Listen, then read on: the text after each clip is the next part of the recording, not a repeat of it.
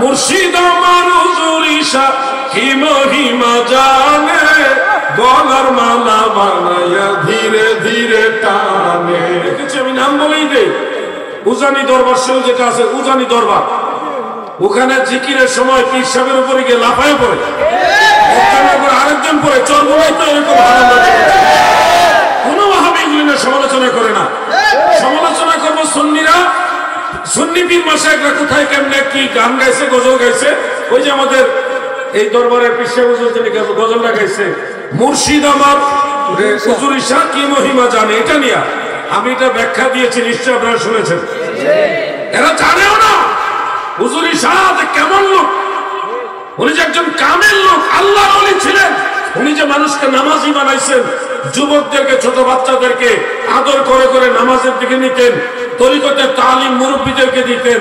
এই যে একজন মহান কামেল ব্যক্তি, যিনি নিজেই পেটের উজুরি মানে বট নারী ভুড়ি বের করে ধুইতেন এবং আল্লাহর দেওয়া নূর সেখানে ঢুকাইয়া আবার নিজেই এটা জোড়া লাগাইতেন, এরপরে যুবকেরা তাহাজ্জুদ নামাজ পড়তেন।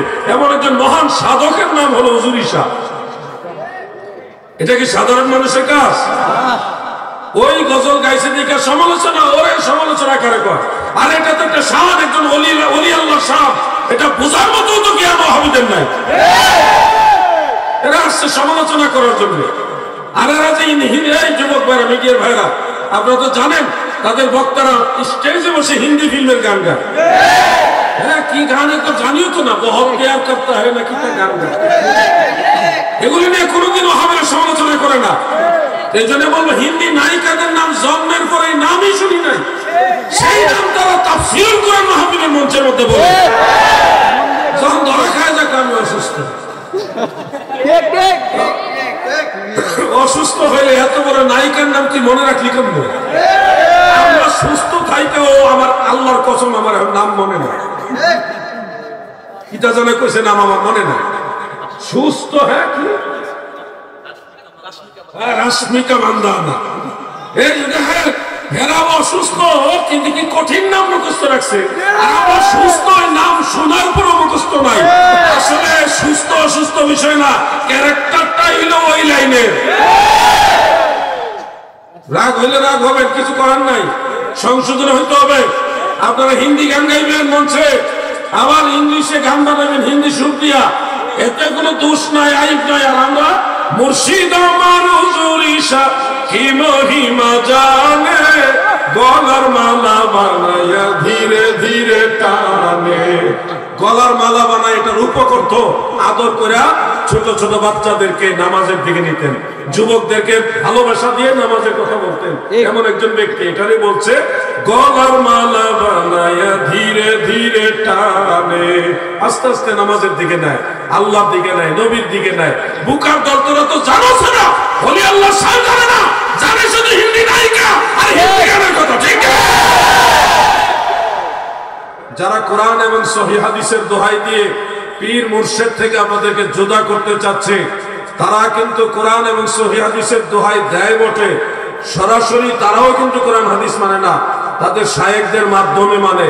অমুক শায়েখের বই পড়া, তমুক শায়েখের বই পড়া ওনারা বলছে এটা কোরআন, এটা সহিহ হাদিস, এই মতে চলতে হবে। ওই শায়েখদের কথাই কিন্তু তারা ওইভাবে চলতেছে, আর এদিকে পীর মুর্শিদ অমান্য করতেছে। আমি প্রায় সময় বলি, কোরআনের ভাষায় হলো মুর্শিদ, আর পারস্যের ভাষায় হলো পীর। যাকে আমরা পীর বলি, এটা বাংলায় বলে হয় মুরব্বী। তবলিগ জামাতের যারা অনুসারী তারা সরাসরি পীর শব্দ ব্যবহার করে না, কিন্তু তারা মুরব্বী শব্দটা ব্যবহার করে। তারা বলে আমরা মুরব্বীদের অনুসরণ করি, মুরব্বীদের কথা মানি। আর আমরা সুন্নিরা, তরিকতপন্থীরা, আমরা বলি পীর মানি।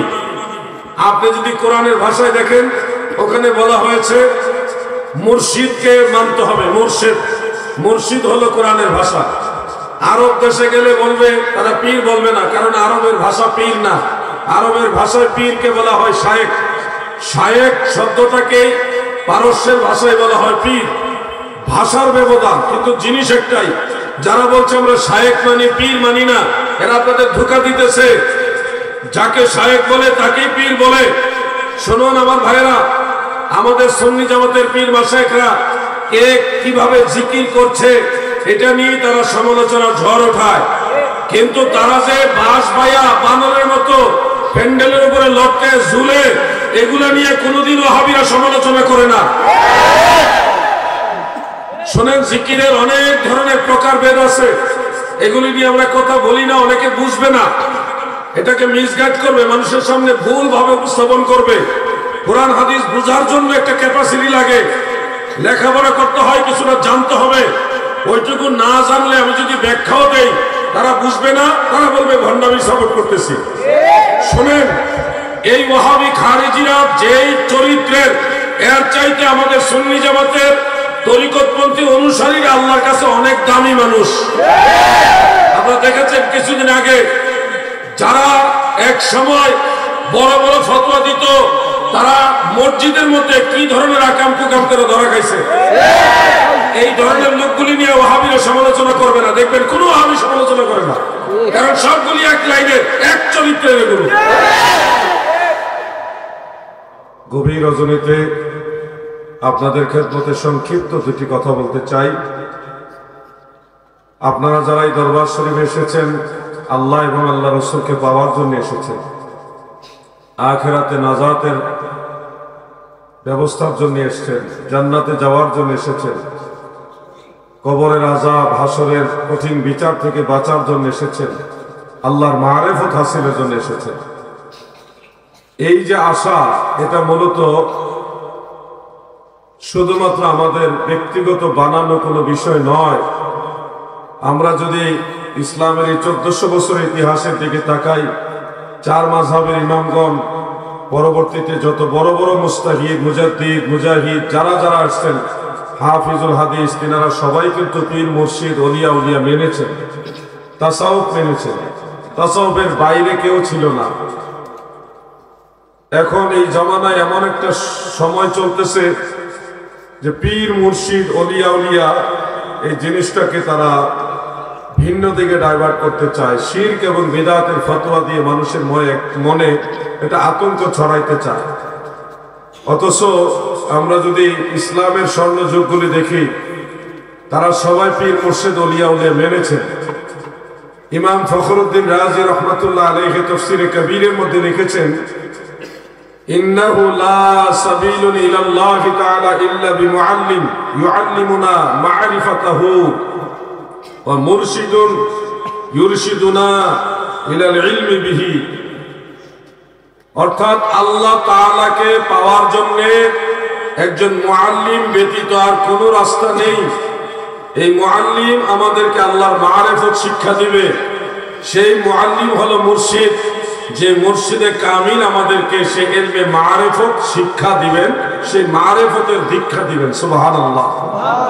যুবক ভাইরা, আপনারা একটু খেয়াল করুন, আমাদের দেশে বহু রকমের নতুন নতুন ফতোয়া আছে। এখন আপনারা ডানে বামে তাকালে এগুলি খেয়াল করতে পারবেন।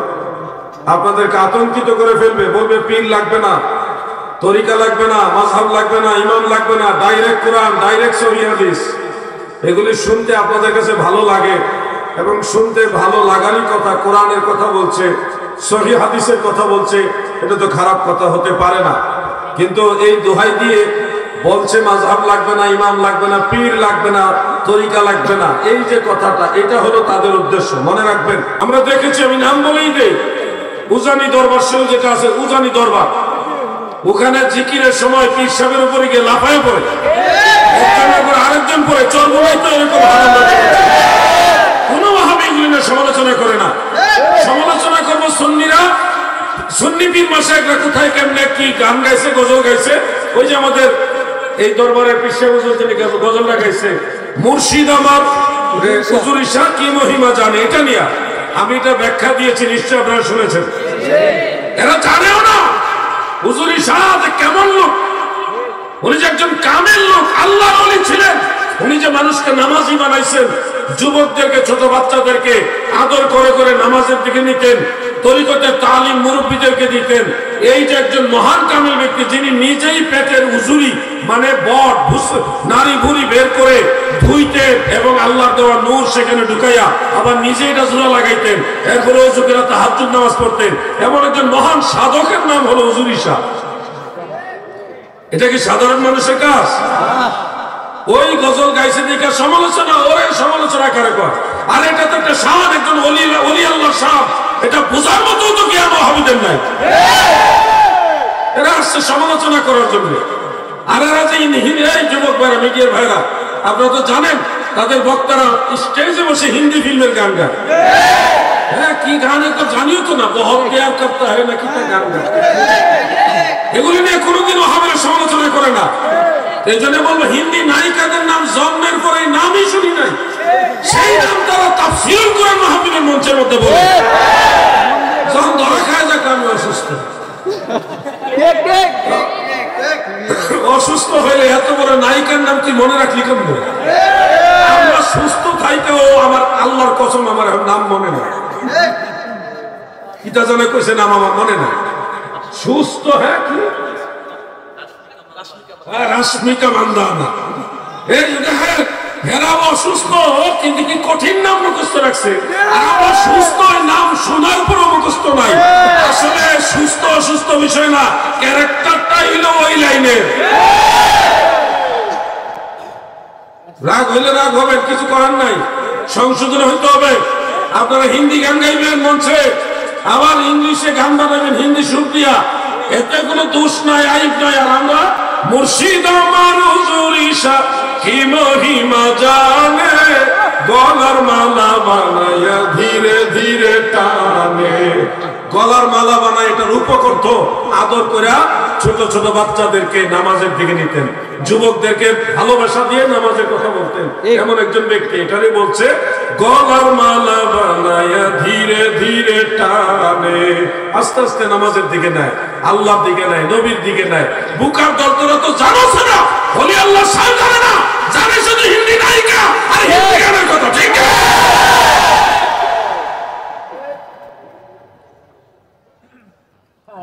ভাই আমার, আমি একটু রাগী মানুষ, আপনারা জানেন।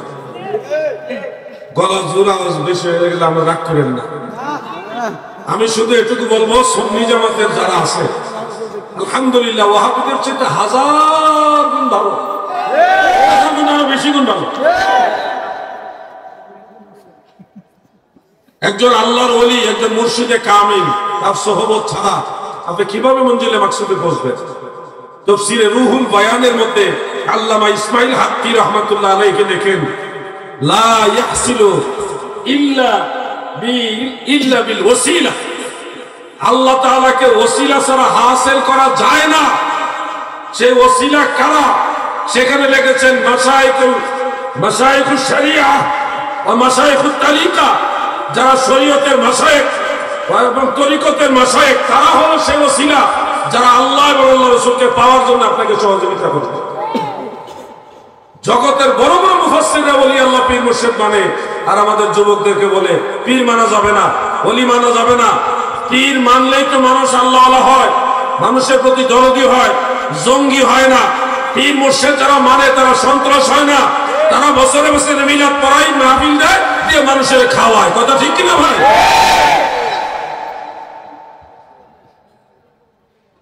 প্রিয় ভাই আমার, যুবকদেরকে বিশেষ করে বলবো, আমরা সুন্নিরা তো বেশি সতর্ক, সামান্য একটু হলে ডরাই, এটা কজিত না, এটা কজিত না, কি ডর আমার ভিতরে। আর ভাবিরা যে এত কিছু করতেছে, গরু চুরি করলো তারা, কি গরু চুরি করছে না তারা? এটা তো কোনো গোপন খবর না, একবার ছাগল চুরিও করছে, আর কত নিচে নামছে, মুরগি চুরিও করছে,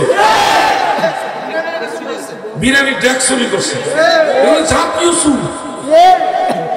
কি কোন সমালোচনা? হ্যাঁ, কোন সমালোচনা করছে? সমালোচনা না।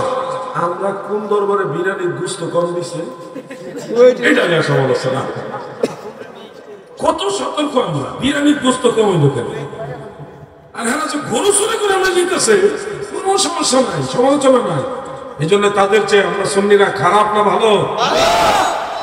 আপনাদেরকে একটু সতর্ক হতে হবে। নিজের লোক সুন্নি মুসলমান যারা আছে তাদের পাশে দাঁড়াতে হবে।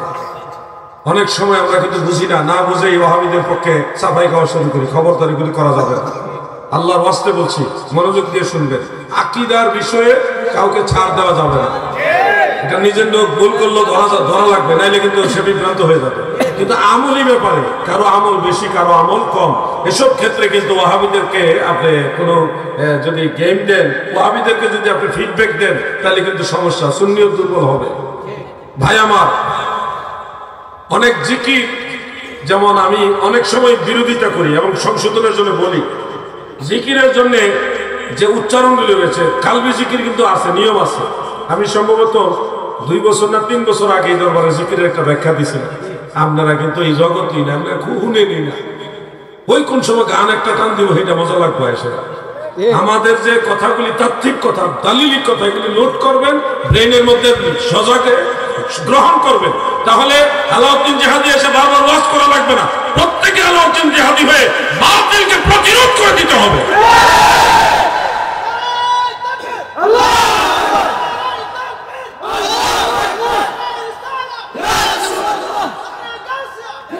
যেমন অনেকে বলছে ইল্লাল্লাহ ইল্লাল্লাহ জিকির করা যাবে না, আমি সেটা প্রতিবাদ করছি।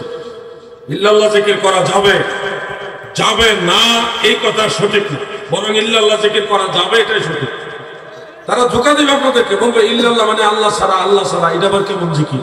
ইল্লাল্লাহ ইল্লাল্লাহ মানে আল্লাহ ছাড়া, আল্লাহ ছাড়া। সে যেমন বুঝছে এমন ফতোয়া দিতেছে। ইল্লাল্লাহ মানে আল্লাহ ছাড়া নয়। ইল্লাল্লাহ শব্দের সঠিক অর্থটা জানো? ইল্লা হরফে ইস্তেসনা। হরফে ইস্তেসনা অনেক সময় নফির মানা দেয়, অনেক সময় ইসবাতের মানা দেয়, অনেক সময় না বুঝক অর্থ দেয়, অনেক সময় হা বুঝক অর্থ দেয়। যেমন লা ইলাহা, কোনো উপাস্য নেই, ইল্লাল্লাহ শুধুই আল্লাহ আছে। এখানে ইল্লা শব্দ হা অর্থ দিছে, কোনো ইলাহ নেই আল্লাহ ছাড়া। ইল্লা শব্দ দিয়ে আল্লাহ যে আছে এটা বোঝানো হয়েছে। কথা বুঝতে পারছেন? আবার অনেক সময় এটা নফির মাহানা দেয়, না বুঝক অর্থ দেয়। এই যে স্নানঘাট দরবারে, এই স্নানঘাটের সবাই মাহফিলে এসেছে আব্দুর রহমান ব্যতীত। এই যে আব্দুর রহমান ব্যতীত, এই ব্যতীত শব্দ আব্দুর রহমানের সাথে উল্লেখ করলাম। স্নানঘাটের সবাই মাহফিলে এসেছে আব্দুর রহমান ব্যতীত। তাহলে এই ব্যতীত দিয়ে আব্দুর রহমানকে কি হা বুঝাইলো না না বুঝাইলো? না বুঝাইছে, উনি আসে নাই। আবার একই কথা ঘুরাই বলি, স্নানঘাটের কেউ মাহফিলে আসেনি আব্দুর রহমান ব্যতীত, শব্দ কিন্তু একটাই, আব্দুর রহমান ব্যতীত। তাহলে এখানে স্নানঘাটের কেউ মাহফিলে আসেনি আব্দুর রহমান ব্যতীত, তাহলে এখানে ব্যতীত দিয়ে আব্দুর রহমানকে না বুঝাইলো না হা বুঝাইলো? হা বুঝাইলো যে আব্দুর রহমান আসছে। তাহলে একই শব্দ, ওখানেও আব্দুর রহমান ব্যতীত, এখানেও আব্দুর রহমান ব্যতীত, শব্দ একটাই। ওখানে অর্থ দিছে না আর এখানে অর্থ দিছে হা। ঠিক তেমনি ভাবে ইল্লা শব্দটা অনেক সময় না অর্থ দেয়, অনেক সময় হা অর্থ দেয়। দাদু, যদি জিকিরের শুরুতে অথবা শেষে একবারের জন্য আপনি লা ইলাহা ইল্লাল্লাহ সম্পূর্ণটা বলে শুরুতে অথবা শেষে একবার যদি এই সম্পূর্ণ কালেমা শরীফ পড়ে আপনি 100বার 1000বার আরো বেশিবার যদি ইল্লাল্লাহ ইল্লাল্লাহ ইল্লাল্লাহ এটা বলতে থাকেন, তখন ইল্লাল্লাহ অর্থ হা বুঝতে করতে আসবে। ইল্লা মানে ইল্লা, এটা না অর্থ দিবে না হা অর্থ দিবে। ইল্লাল্লাহ এটার অর্থ হবে শুধুই আল্লাহ আছে, আল্লাহ আছে, আল্লাহ আছে। ইল্লাল্লাহ ইল্লাল্লাহ এর অর্থ হবে আল্লাহ আছে, আল্লাহ আছে। এখানে ইল্লাল্লাহ আল্লাহ ছাড়া হবে না, ইল্লাল্লাহর অর্থ হবে আল্লাহ আছে। সুবহানাল্লাহ। গ্রামার বুঝে না, হুঠাটাকে ফতোয়া দিয়ে বসে ইল্লাল্লাহ জিকির করা যাবে না। বুঝে যদ্দুর ফতোয়া দিছে যদ্দুর, যারা বসতাই যায়। কথা বুঝতেছেন না আপনারা? আল্লাহু এই জিকির, যেমন আমি একটু জিকির করি আপনাদের নিয়ে 1 মিনিট। আল্লাহ আল্লাহ আল্লাহ আল্লাহ আল্লাহ। বাস শুনেন, এই জিকিরটা আবার তরিকত কাদরিয়া তরিকার মধ্যে ভিন্নভাবে আছে। আমি প্র্যাকটিক্যাল দেখাই দিই, যেভাবে নিয়ম আছে ওইভাবে করবেন, নিয়মের বাইরে গেলে কিন্তু সমস্যা। আল্লাহ আল্লাহ আল্লাহ মানে সারতে আল্লাহ টানতে হু, অথবা টানতে আল্লাহ সারতে হু, এইভাবে আল্লাহ আল্লাহ আল্লাহ মানে সারতে আল্লাহ টানতে হু, আল্লাহু আল্লাহু, এইভাবে জিকির করবেন, সমস্যা নাই। কিন্তু আপনি যদি এমন জিকির করেন যে আল্লাহুও বোঝা যায় না, আল্লাহও বোঝা যায় না, হুও বোঝা যায় না, কি বোঝা উচ্চারণ হচ্ছে, এটা কি? নিয়মের বাইরে চলা যাবে না। কথা বুঝছেন? যদি নিয়মে জিকির করেন, পৃথিবীর এমন কোনো ওয়াহাবি নাই এই জিকিরের বিরুদ্ধে আমাদের সামনে দাঁড়িয়ে সমালোচনা করবে। লাইনে চলতে হবে। লা ইলাহা ইল্লাল্লাহ, লা ইলাহা ইল্লাল্লাহ, এটা তো করলাম জেহেরি জিকির। জেহেরি জিকির, এই জিকিরটা আবার ভিন্নভাবে করা যায়। লা ইলাহা ইল্লাল্লাহ, লা ইলাহা ইল্লাল্লাহ, লা ইলাহা। এই যে আওয়াজ আপনার একটা হালকা হইতেও পারে, আবার আওয়াজ সারা শুধু নিঃশ্বাসের মধ্যে থাকতে পারে। উচ্চারণ হবে লা ইলাহা, আর নিঃশ্বাস সারার সময় ইল্লাল্লাহ। ইল্লাল্লাহটা হালকা আওয়াজ হইতেও পারে, নাও হইতে পারে, মানে নিঃশ্বাস টানার সময় ছাড়ার সময় দুটাকে ম্যাচিং করে লা ইলাহা ইল্লাল্লাহ জিকির করলে, এটাও তরিকতের জিকিরের মধ্যে আছে। এইভাবে জিকির করেন, কারো ক্ষমতা নাই জিকিরের বিরুদ্ধে সমালোচনা করবে। কথা বুঝতেছেন ভাই? লাইনে চলতে হবে। আমাদের তরিকতের মাশায়েখদের জিকির অনেকে বুঝে না, না বুঝে সমালোচনা করে। শুনেন ভাই আমার, অনেক হালের জিকির আছে, অনেক হালের জিকির আছে। এগুলি ওই যে আমি শুরুতেই বলছি, অনেক জিকির আছে আমি যদি দলিল দিয়েও বুঝাই মানুষ বুঝবে না, কারণ সে বুঝার মতো ক্যাপাসিটি তার নাই। ক্যাপাসিটি মানে কি বুঝেন? যে লোকটা মাস্টার্স পাস করে নাই তারে কেমনে বুঝাবেন মাস্টার্সের বইয়ে কি কি লেখা আছে? কথা বলছেন না আপনি?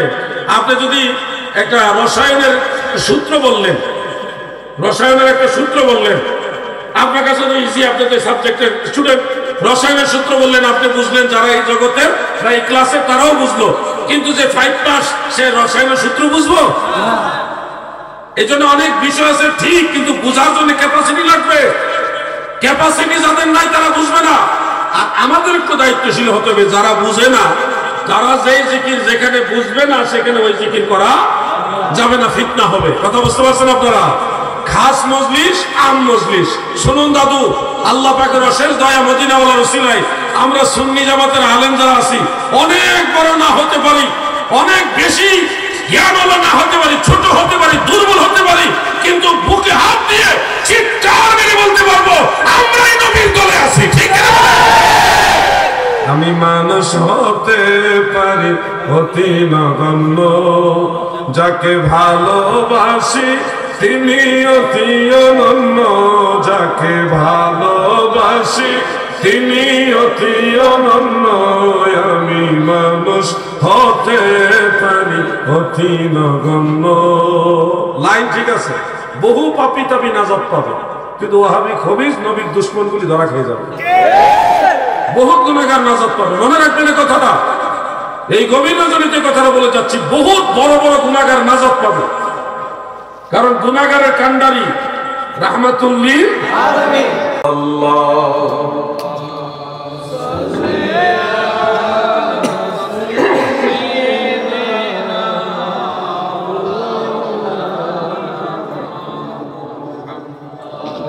ওয়ালা আলি সাইয়্যিদ। মাইকটা ঠিক করেন, কেন কেন করে কেন?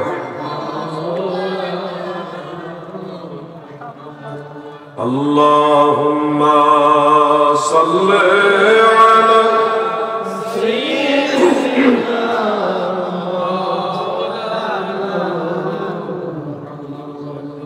ওয়া আলা আলি সাইয়্যিদিনা।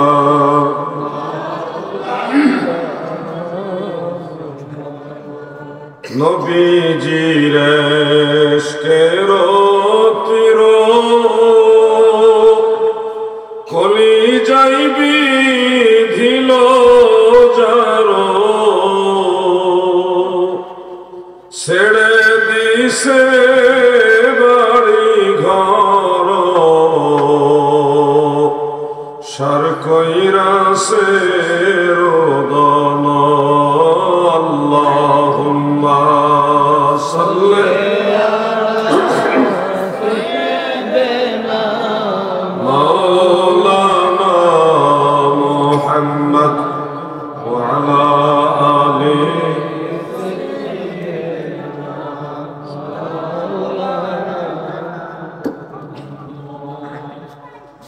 ঐতিহ্যবাহী স্নানঘাট লতিফিয়া দরবার শরীফের 26তম বিশ্ব ওরসে সালেহীন এর সম্মানিত সভাপতির আসনে আসীন রয়েছেন পীরে তরিকত, রেহনুমায়ে শরিয়াত গাজী হযরত আল্লামা আলহাজ মুফতি মোহাম্মদ মনিরুল ইসলাম চৌধুরী মুরাদ পীর সাহেব কেবলা, বর্তমান প্রতিনিশীন স্নানঘাট লতিফিয়া দরবার শরীফ, এছাড়াও সার্বিক ব্যবস্থাপনায় শাহজাদা দানিয়াল ইসলাম চৌধুরী সাহেব, শাহজাদা দাইয়ানুল ইসলাম চৌধুরী সাহেব, শাহজাদা আদিয়ান ইসলাম চৌধুরী সাহেব সহ দাওয়াত ক্রমে যিনি রয়েছেন জনাব তাজুল ইসলাম চেয়ারম্যান সাহেব, উপস্থিত রয়েছেন প্রবীণ আলেমে দ্বীন উস্তাদুল উলামা আল্লামা মুশাররফ হোসেন হেলালি সাহেব। আলোচনা করবেন অত্যন্ত মহব্বতের ভাই মাওলানা আমজাদ হোসেন জালালি সাহেব সহ মঞ্চে উপবিষ্ট আহলে সুন্নাত ওয়াল জামাতের উজ্জ্বল নক্ষত্রবৃন্দ, দিগার সুশিক্ষিত সমাজ, আমার প্রাণপ্রিয় সুন্নি তরিকতপন্থী মুমিন মুসলমান ভাইয়েরা, পর্দার আড়াল থেকে যারা শুনছেন সবাইকে আন্তরিক অভিনন্দন, মোবারকবাদ।